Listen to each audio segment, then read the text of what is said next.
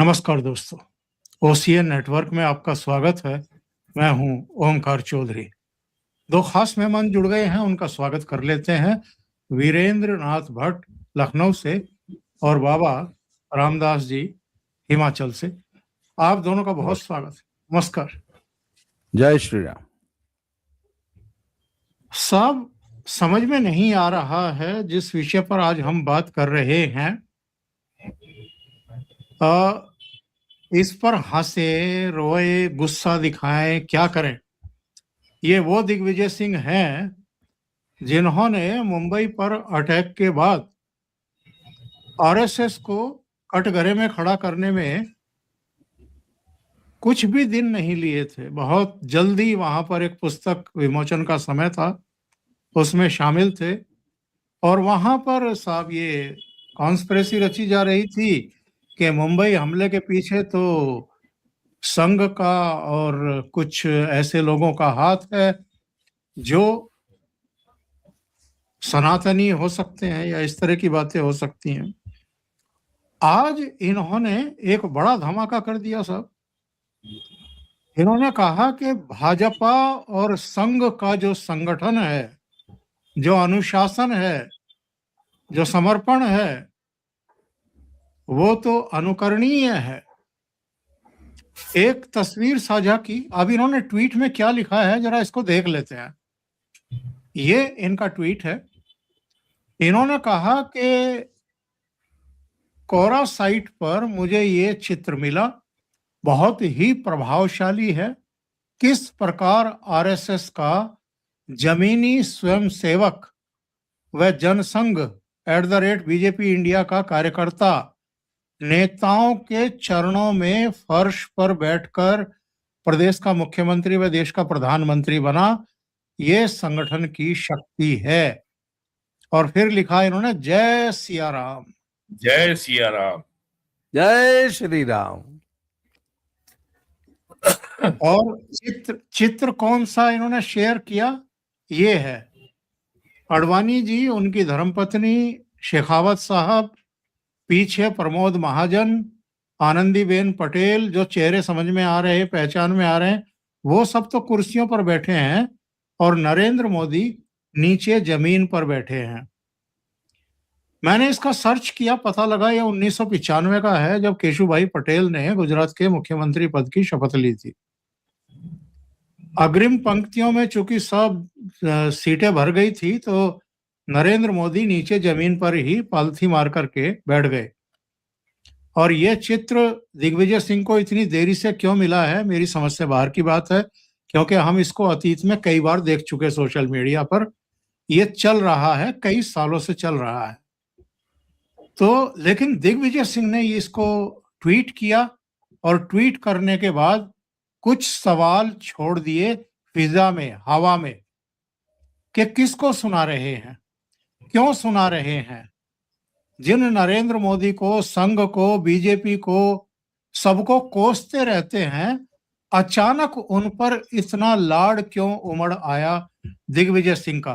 क्या कांग्रेस के भीतर कुछ ऐसी परिस्थितियां पैदा हो गई हैं कि दिग्विजय सिंह असहज महसूस कर रहे हैं, या उनकी उपेक्षा हो रही है, एक लाइन लेना चाहते हैं, क्या है मसला? बाबा जी, सबसे पहले आपके पास आता हूं, फिर वीरेंद्र जी से पूछूंगा। सर, अगर ट्वीट के को अगर ध्यान से पढ़ा जाए और if we read between the lines, साहित्य जो है वो शब्द नहीं, भाव का विषय होता है। शब्द मत पढ़िए, उसके पीछे का भाव क्या है। तो स्पष्ट दिखाई दे रहा है कि कांग्रेस में तलवारें खिंची हुई हैं और दिग्विजय सिंह ने सीधे सीधे ये सवाल उठा दिया है कि जमीन पे बैठा हुआ, दरी पर बैठा हुआ कार्यकर्ता भी मुख्यमंत्री और प्रधानमंत्री बन सकता है। That means there is always a scope, a vacancy at the top for the lowest level worker। संगठन के सबसे कनिष्ठ कार्यकर्ता के लिए भी सबसे ऊंचे पद पर बैठने का रास्ता है, बीजेपी में। संभावनाएं हैं। तो ये हमारे यहाँ क्यों नहीं है? हमारे यहाँ क्यों सिर्फ गांधी परिवार में जन्मा व्यक्ति ही शीर्ष पर बैठेगा, या उनके द्वारा बैठाया गया उनका पालतू, उनका पट्टा पहना हुआ, उनका यस मैन, उनकी कठपुतली ही बैठेगी? सर, ये एक बहुत बड़ा इशारा कर दिया है। और मुझे लगता है कि गांधी परिवार में, कांग्रेस के अंदर सोनिया, प्रियंका गांधी और राहुल के बीच में जो खींचतान टसल चल रही है ना, वो अब धीरे धीरे खुल के सड़क पे आ रही है। और Digvijaya Singh is now taking sides with one of them. और वो निश्चित रूप से, अब तक तो राहुल गांधी के राजनीतिक गुरु थे, मैंने सुना है, वही पढ़ाते लिखाते थे उनको सब। हाँ, वो तो गुरु होते होते गुरु घंटाल हो गए थे बाद में। अच्छा, हमें इतना भी पता है कि वो एक्सपेक्ट कर रहे थे कि उनको राष्ट्रीय अध्यक्ष बनाया जाएगा। अब सर, ये जांच का विषय है कि जिसको केचुआ समझते थे वो अचानक फन कैसे उठा रहा है। अब ये तो जांच का विषय हो गया सर। या तो मेडिकल बोर्ड ने कुछ गड़बड़ की थी, आखिर दिग्विजय सिंह ने ऐसा ट्वीट कर कैसे दिया? तो ये शायद इतने उपयुक्त नहीं थे जितने खड़गे थे, इसलिए खड़गे को जो है अध्यक्ष बनाया गया, दिग्विजय सिंह का नंबर कट गया। उसी तरह उनका थरूर साहब भी चाहते थे, उनका भी नंबर कट जी। दिग्विजय सिंह का दिल क्यों आ रहा है वीरेंद्र जी संघ पर, मोदी पर, बीजेपी पर? और ये जो ट्वीट में जय सिया राम लिखा है, इसका क्या मतलब है? देखिए, पहली बात तो ये है कि जय सिया राम और जय श्री राम में कोई अंतर नहीं है। जो अयोध्या का जो मंदिर है वो भगवान राम का बाल स्वरूप है, इसलिए उसको जय श्री राम कहा जाता है। तो जय श्री राम और जय सिया राम में जानबूझ करके जो कांग्रेस की जो यूरोपियन औपनिवेशिक जो उसके जन्मदाताओं के जो संस्कार हैं, उसके चलते ये विवाद खड़ा करने का प्रयास किया जाता है। जय श्री राम और जय सिया राम में कोई अंतर नहीं है।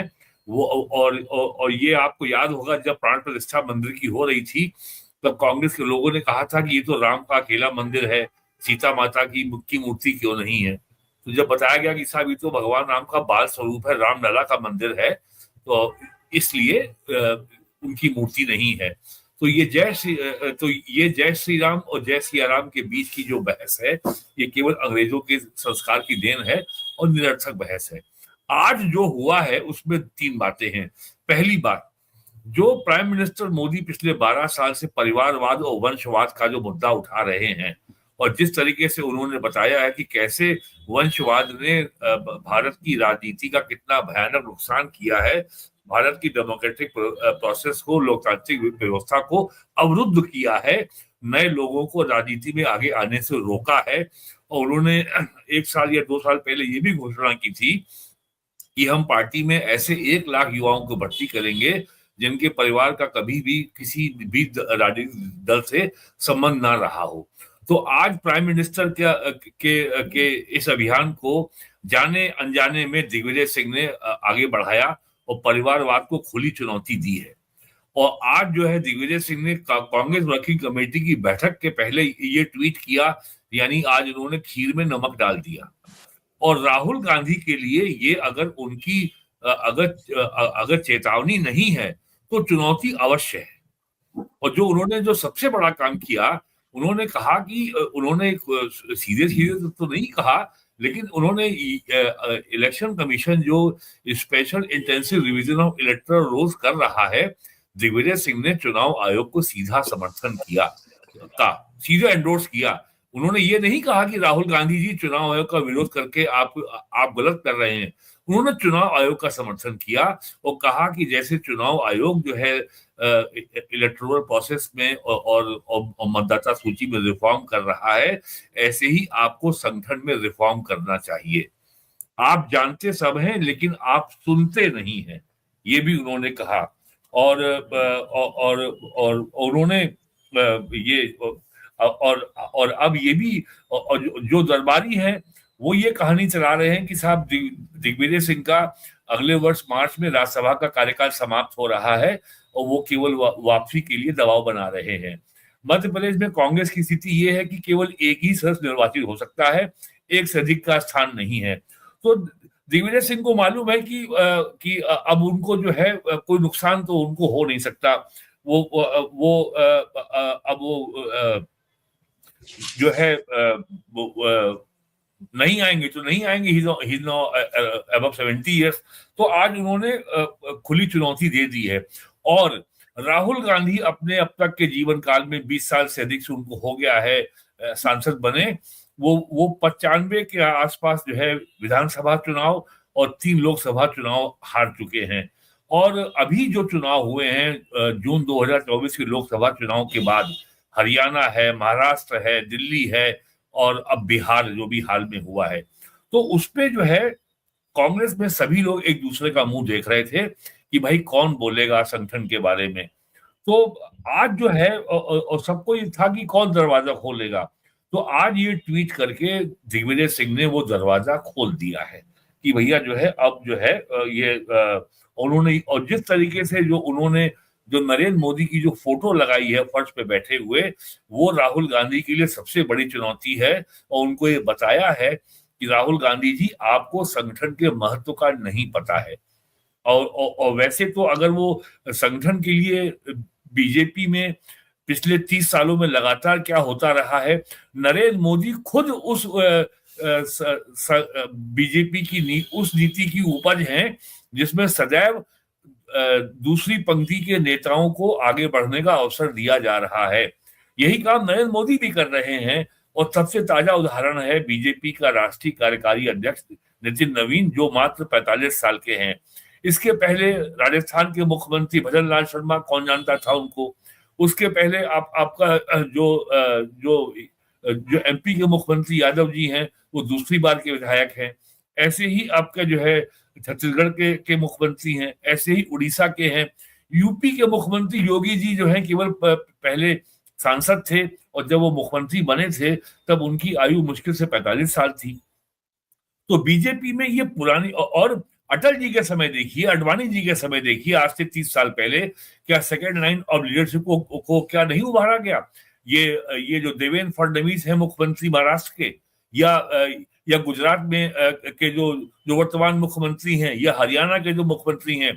तो दिग्विजय सिंह ने जो है ये जो है आज जो है उस सन्नाटे को तोड़ दिया है और उस सन्नाटे को भंग कर दिया है। और दूसरी बात यह है कि पार्टी नेतृत्व सहमा है।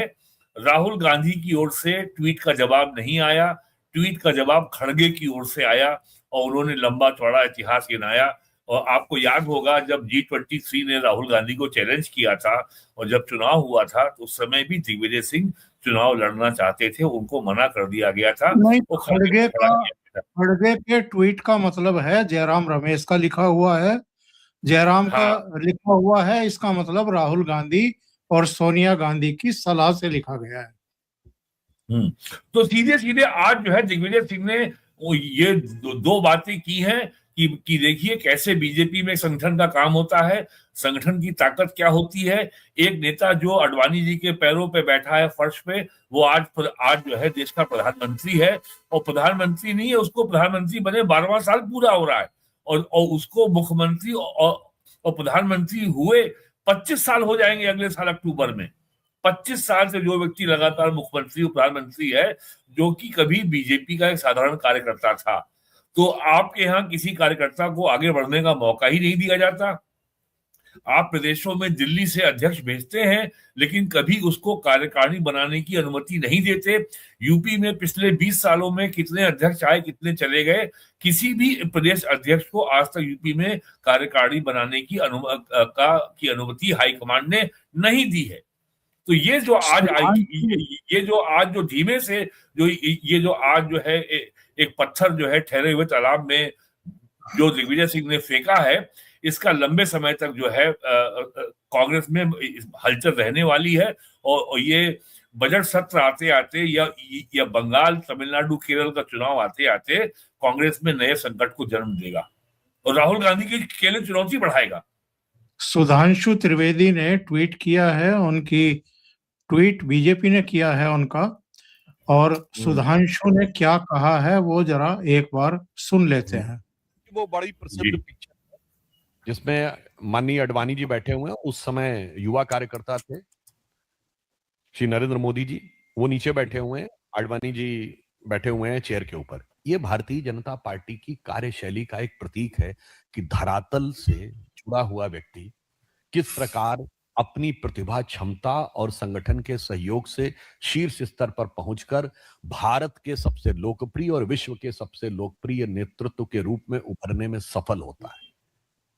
तो कहीं ना कहीं दिग्विजय सिंह जी को भी, अब वो बहुत वरिष्ठ हो गए हैं, राजनीति को उन्होंने देखा है, तो इस रूप में जाके हो सकता है उन्हें इस बात का एहसास हो रहा हो, क्योंकि हमारे श्री नरेंद्र मोदी जी गुदड़ी के और उनका नेतृत्व जवाहर के लाल जी से है, तो वो अप साइड डाउन है, इसलिए अपनी पार्टी को अप साइड डाउन लेके आए हैं।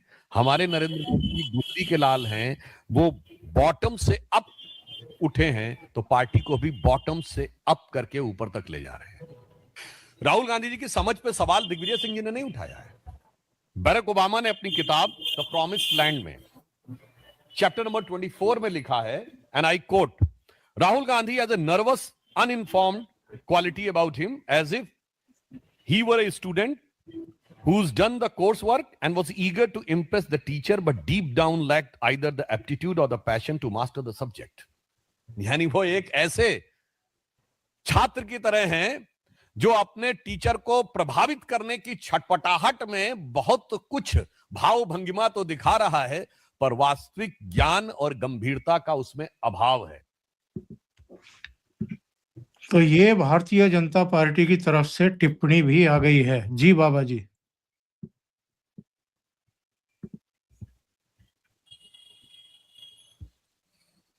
नहीं, ये बाबा जी नहीं है, ये आज राजा साहब पटियाला है। आप म्यूट हैं, आप म्यूट हैं। मैं बताऊं आपको, बड़ा अत्याचार है वैसे बेचारे राहुल गांधी के ऊपर कि उनको आज मोदी जैसे दिग्गज से मुकाबला करना पड़ रहा है राजनीति में। फिर मैं आपको वो एक घटना का याद दिला देता हूं। 2014 वाले लोकसभा चुनाव में मंडी शहर में एक जनसभा हो रही थी, तो मोदी जी उसको संबोधित कर रहे थे। तो उन्होंने, आमतौर पे क्या होता है कि वो कागज से पढ़ के, जो मंच पे बैठे लोग होते हैं उनके नाम कागज से पढ़े जाते हैं, तो मोदी जी ने ऐसे पीछे मुड़ के मंच पे बैठे हुए सभी संघ के कार्यकर्ता और भाजपा के कार्यकर्ताओं का नाम लेना शुरू किया। सबके नाम उनको मुद्दबानी आते, लगभग 10-12 नाम तो मंच पे थे। फिर सामने जो फर्स्ट रो में बैठे थे सबका नाम लिया, क्योंकि वो सबको व्यक्तिगत रूप से जानते थे। इतना ही नहीं, शिमला में जब वो सभा को संबोधित कर रहे थे, तो जब वो संगठन मंत्री हुआ करते थे बीजेपी के, और हिमाचल, पंजाब और हरियाणा देखते थे, तो वहां पर कॉफी हाउस में किन किन पत्रकारों के साथ गप्पे मारते थे, उन सब पत्रकारों का नाम लिए और सामने बैठे हुए बताया कि ये सब बैठे हुए हैं यहाँ पे। जी, और ये भी कहा था कि हिमाचल में कोई ऐसा गांव नहीं है, रिमोट से रिमोट, जहां मैं पैदल न पहुंचा हूं और मैंने रात्रि विश्राम न किया हो। तो सर एक स्टेट में 2 या 3 साल पोस्टिंग, फिर अगले स्टेट में। भारत का कोई ऐसा स्टेट नहीं है जहां वो गांव गांव ना घूमे हो। तो जो आदमी भारत में इस कदर रचा बसा है, और आज राहुल गांधी से आप पत्रकारों और नेताओं के नाम पूछते हैं, मैं गारंटी लेता हूं सर 28 राज्यों के अगर नाम राहुल गांधी लिखा देंगे तो आप जो कहेंगे मैं वो हार जाऊंगा। या अपने सारे सांसद ही पहचान लेंगे। सर जब बिहार की समीक्षा बैठक होने लगी तो कृष्णा हल्लावर उसे बोले और लोग कहां हैं? बोला नहीं सर इतने ही जीते हैं। उस व्यक्ति को ये तक पता नहीं था कि बिहार में कितने विधायक जीत के आए हैं। और सर मुकाबला करना है मोदी से, जिसने अपना जीवन खपा दिया संगठन में। तो सर मुकाबला ही नहीं है कोई। और बेचारे ये वो एक्सीडेंटल नेता बन गए हैं, बड़ी मजबूरी में नेता बने हुए हैं। अच्छा, ये पूरी पीढ़ी ऐसी है। आप अखिलेश को देख लीजिए, 12 बजे सो के उठते हैं, एक ट्वीट करते हैं, किसी अन्य का लिखा हुआ ट्वीट, किसी अन्य की लिखी हुई फेसबुक पोस्ट। उनको तो पता भी नहीं होता कि उनके नाम से फेसबुक पे एक पोस्ट लिख दी गई है। एक बयान देते हैं और हो गया, चलिए नेतागिरी। वो एक तेजस्वी जी है, वो 1 महीने से वहां लंदन में जाके क्रिसमस और न्यू ईयर मनाने गए हुए। ऐसे लोगों से सर तो अब फिर कहेंगे कि वोट चोरी हो गई, ईवीएम हैक हो गई, इलेक्शन कमिश्नर जो है वो भाजपा को जिता रहा है। सर संगठन नाम की चीज ही नहीं है पार्टी में। Indira is India, India is Indira, वो लेगेसी आज तक चली आ रही है। उसी सोच से वो लोग आज तक पार्टी चला रहे हैं। और फिर आज दिग्विजय सिंह ने भी जो ट्वीट किया है, उनको पता है ये उनकी आखिरी पारी है। अब शायद संसद का मुंह देखने को नहीं मिले, संगठन में कोई भी जिम्मेवारी है नहीं, तो अब तो उनको भी मार्गदर्शक मंडल में जाना है, रिटायर हो जाएंगे, ठीक है। नहीं, कांग्रेस में हर कोई भागने के बहाने क्यों ढूंढ रहा है? शशि थरूर हो, दिग्विजय सिंह हो, कमलनाथ और उनका बेटा तो एक चार्टर प्लेन पकड़ के दिल्ली में लैंड करने वाला था। वो तो बीजेपी में सहमति नहीं बनी कि इनको भर्ती किया जाए, क्योंकि ये 1984 के सिख विरोधी दंगों में जो है इन्वॉल्व थे। इसलिए पार्टी के भीतर इस पर मतभेद हुए कि नहीं, कमलनाथ को नहीं लिया जा सकता, उसके बेटे को नहीं लिया जा सकता, इसका नुकसान हो जाएगा। और होता दिल्ली में, अगर इनको ले लिया जाता तो दिल्ली में पार्टी की सरकार नहीं बनती। तो कांग्रेस में तो भगदड़ है, लोग भाग रहे हैं। गुलाम नबी आजाद जब निकले थे तो 7 पेज की चिट्ठी सोनिया गांधी को लिख करके गए थे, और राहुल गांधी के ऊपर ही लिखा था सारा कुछ, इन्हीं के सिर पर ठीकरा पड़ा था। सर नेताओं को एक बात पता लग गई है कि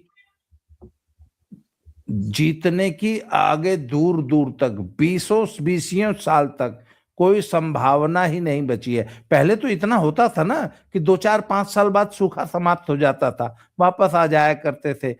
जब 2014 में भी मोदी जीते तो उनको लगा यार ये तो बाई चांस हो गया है, 19 में हम फिर जीत जाएंगे। फिर असली इनकी निराशा हुई है 2024 में, और अब तो उनको दिखाई देने लगा कि ये तो 2029 में भी कहीं नहीं जा रहा है। और 2029 के बाद तो हे भगवान, इतनी जबरदस्त सेकंड लाइन है कि अभी तक खुद भाजपा ही परेशान हो जाएगी कि सेकंड लाइन में किसको आगे ले आए। इतने बड़े बड़े दिग्गज लीडर हैं, एक तरफ अमित शाह जी है, एक तरफ योगी जी है, और उसके बाद तो गिनती ही नहीं है। तो सर कांग्रेसियों का निराश होना स्वाभाविक है, इसके अलावा उनके पास कोई विकल्प नहीं है। बाबा जी, और सर मैं एक बात बताऊं, आज जितने हैं वो सिर्फ इसलिए हैं क्योंकि भाजपा ने अपना गेट नहीं खोला। आज अगर मैं बता रहा हूं भाजपा गेट खोल दे तो एक भी विधायक, एक भी सांसद कांग्रेस में नहीं बचेगा, सब भाजपा ज्वाइन कर लेंगे। वो तो भाजपा गेट नहीं खोल रही है। बाबा जी, एक सबसे बड़ी बात यह है कि कांग्रेस में कोई आदमी ये आत्म अवलोकन इंट्रोस्पेक्शन करने को तैयार नहीं है कि भारत जैसे इतने बड़े देश में, जो कि एक अपने आप में उपमहाद्वीप है, सब कॉन्टिनेंट है, उसमें एक राष्ट्रीय पार्टी का आजादी के 70 साल बाद पूरा पतन होना और आजादी के बाद भारतीयों द्वारा बनाई गई भारतीय मूल्यों पर आधारित भारतीय प्राचीन सभ्यता व्यवस्था को के मूल्यों के प्रति समर्पित एक राष्ट्रीय पार्टी का उदय होना, जो अभी लगातार एक्सपैंड कर रही है। कल ही उसका मेयर निर्वाचित हुआ है केरल के तिरुवनंतपुरम में। अभी चुनाव है तमिलनाडु में, बीजेपी का वहां भी विस्तार होगा। उसका विस्तार तेलंगाना में भी हो रहा है, आंध्र प्रदेश में भी हो रहा है, कर्नाटक में वो सरकार में आ चुकी है, अब की बार बंगाल में सरकार बना सकती है। तो कांग्रेस में ये कोई बात करने वाला नहीं है कि इतने बड़े देश में एक राष्ट्रीय पार्टी का पतन और एक राष्ट्रीय पार्टी का उभार इतनी बड़ी घटना है, और ये उभार की प्रक्रिया अभी चल रही है, अगले 10 साल चलेगी। तो कांग्रेस इस स्थिति का मुकाबला कैसे करने जा रही है? क्या कभी आपने कांग्रेस में इस पे कभी कोई चर्चा सुनी है? क्या कांग्रेस ने कभी इसके ऊपर कोई विजन डॉक्यूमेंट, कोई स्टेटस पेपर या कोई स्ट्रेटजी, ऐसी कोई चीज बनी है? क्या बस केवल वहां पे एक चुनाव होता है, आप चुनाव हार जाते हैं और AK एंटोनी कमेटी बन जाती है, और फिर वो AK एंटोनी कमेटी आने वाले 3 महीनों में, 6 महीनों में वो टुकड़े टुकड़ों में मीडिया को लीक होती रहती है और कुछ नहीं होता? बोलिए, कुछ होता है? जी, जो जनता के मुद्दे हैं उनसे विमुख होकर के आप इस तरह की चीजों, SIR का विरोध करेंगे? आप क्यों कर रहे हो भैया? नहीं, क्यों कर रहे हो? अब तो वीपी जीराम जी पे आज उन्होंने शपथ पत्र पढ़ दिया खड़गे जी ने, 5 जनवरी से पूरे देश में आंदोलन करेंगे। मैं ये कह रहा हूं कि आप राजनीति किसके लिए कर रहे हो? यस, और खाली परिवार के लिए कर रहे हैं, परिवार के लिए कर रहे हैं, जनता के लिए नहीं कर रहे हैं। तो अगर जनता के लिए कर रहे होते तो बिहार में SIR और वोट चोरी के मुद्दे को जिस तरीके से पब्लिक ने उठा करके जमीन में 30 फुट गहरे नीचे दफन किया है, उसके बाद इनको अक्ल आनी चाहिए थी, लेकिन नहीं आ रही है।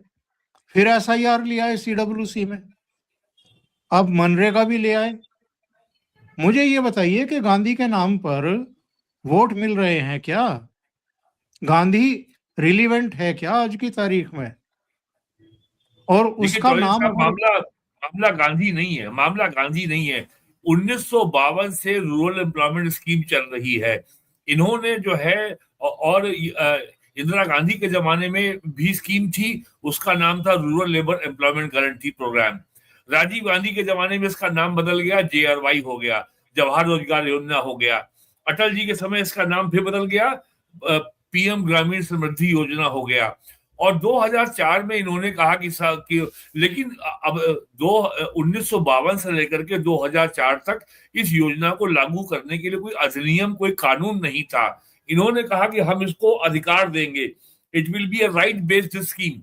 इन्होंने केवल, इनको लगा हमने बहुत बड़ी क्रांति कर दी है, तो नरेगा योजना लागू हुई है कानून के द्वारा 2005 में, और फिर उसके बाद अमेंडमेंट करके उसमें महात्मा गांधी नाम जोड़ दिया गया, तो मनरेगा हो गया।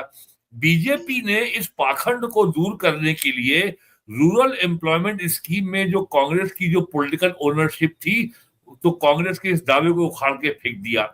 और अब जिस तरीके से गवर्नमेंट ने जो स्कीम को फ्रेम किया है, जरा उसका आर्किटेक्चर आप देखिए कि जब PM कह चुके हैं कि पिछले 12 साल में 2 दर्जन से अधिक ग्रामीण वेलफेयर की और एम्प्लॉयमेंट की योजनाओं से 25 करोड़ लोग गरीबी की रेखा के ऊपर आए हैं, तो ये गड्ढा खोदने वाली स्कीम का औचित्य क्या रह जाता है? क्या इसके रिव्यू की आवश्यकता नहीं है? और ये जो VV जीराम जी स्कीम आई है, इसमें स्टेट्स भी बराबर के स्टेक होल्डर होंगे। अब उसमें एसेट क्रिएट होंगे। PM ग्रामीण सड़क योजना में आज ही पूरा डाटा छपा है, 2000 में अटल बिहारी वाजपेयी के समय शुरू हुई थी, और 8 लाख किलोमीटर PM ग्रामीण सड़क योजना में सड़कें बन के तैयार हो चुकी हैं, उन पे यातायात चल रहा है। तो अब जो है जो ये जो गड्ढा खोदने वाली जो योजना थी मनरेगा, उसकी उपयोगिता लगभग समाप्त हो चुकी है। इसलिए अब उस पैसे के जरिए गांव में फिक्स एसेट क्रिएट होंगे, रूरल इंफ्रास्ट्रक्चर क्रिएट होगा। आज ही का एक आंकड़ा मैं आपको दो बता रहा हूं। इंटरनेशनल लेबर ऑर्गेनाइजेशन का डाटा रिलीज हुआ है सितंबर में कि भारत में 2014 में सामाजिक सुरक्षा योजना में जो आबादी का कवरेज था वो मात्र 14% थी। सितंबर 2025 में सोशल सिक्योरिटी कवरेज में जो कवर्ड आबादी है उसका अनुपात आज 95 करोड़ यानी 64% हो गया है। ये है। और दूसरा जो पिछले 10 साल में रोजगार के लिए या जैसे पीएम मुद्रा योजना है या जो रेडी पटरी वालों के लिए योजना है, एमएसएमई सेक्टर की सैकड़ों योजनाएं हैं। सितंबर 2025 तक उसमें 46 लाख करोड़ रुपया नॉन बैंकिंग फाइनेंस कंपनीज और सरकारी बैंकों ने, प्राइवेट बैंकों ने लोन दे रखा है। अब आप बताइए इस सब को देखते हुए ये गड्ढा खोदने वाली और ये जो है ये मट्टी यहाँ खोदो, उठा के यहाँ से वहां डाल दो, उसका समय बीत गया है। लेकिन इनको लगता है कि इसी तरीके के नारे जो है आकर्षण नारे के बल पर हमको वोट मिल सकता है। इनको ये नहीं मालूम है कि मनरेगा से जिस स्कीम जो वर्ग लाभान्वित हो रहा था उसको नरेंद्र मोदी जी ने लाद दिया है। 4 करोड़ लोगों को आवास दे दिया है, 12 करोड़ लोगों को एलपीजी कनेक्शन दे दिया है, 11-12 करोड़ लोगों को बिजली कनेक्शन मिल गया है, एलपीजी मिल गया है, पानी मिल गया है। और आयुष्मान भारत से 50 करोड़ लोग कवर है, 80 करोड़ लोगों को फ्री में गेहूं चावल मिल रहा है। तो इस मनरेगा की योजना का पुनर्विचार का समय आ गया था, इसलिए ये हुआ है। प्लस कांग्रेस की जो रूरल एम्प्लॉयमेंट को लेकर के जो बड़ा नारा था कि जैसे हमने देश आजाद कराया था, वैसे यहां भी इनका दावा था कि गांव में हम के लोगों को हमने रोजगार दिया था। तो इनके इस पाखंड को वीबी जी राम जी बिल ने कानून में समाप्त कर दिया है। ये समस्या है इनकी। जी बहुत बहुत धन्यवाद आप दोनों का जुड़ने के लिए।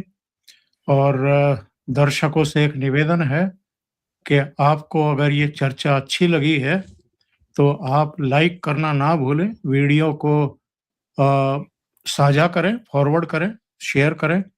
और चैनल अभी तक अगर आपने सब्सक्राइब नहीं किया है तो सब्सक्राइब जरूर कर लें, साथ में लगे बेल आइकॉन को दबा दें ताकि आगे आने वाले वीडियो और उनके नोटिफिकेशन आप तक पहुंचते रहें। बहुत बहुत धन्यवाद। नमस्कार। जय श्री राम। जय श्री राम।